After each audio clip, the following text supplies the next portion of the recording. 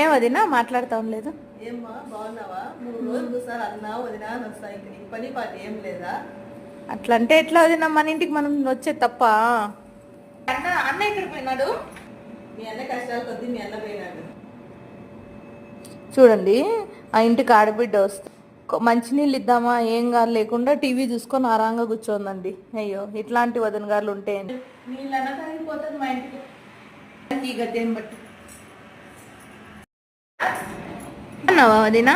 ఒకే ఊర్లో ఉండి బాగున్నావు వదినాను వచ్చా అని చిక్కులేదవా? నెలకు ఒకసారి వస్తాయి, వారానికి ఒకసారి వచ్చి పోవచ్చు కదా. అలా అన్న వదిన ఏమైనా చూసుకొని రావచ్చు కదా. ఒకే ఊర్లో ఉన్నాం కదా అని మాటి మాటికి వస్తే మన రిలేషన్షిప్ బాగుండదు వదినా. అప్పుడప్పుడు వస్తేనే నా మీద నీకు ప్రేమ ఎక్కువ అవుతుంది, నీకు ఎక్కువ అవుతుంది. బాగున్నా కదా చాలా రోజుల తర్వాత. అసలు ఈ రోజు ఇంకెన్ని వంటలు చేసేద్దాం రా, ఫస్ట్ వంటింట్లోకి వెళ్ళిపోదాం.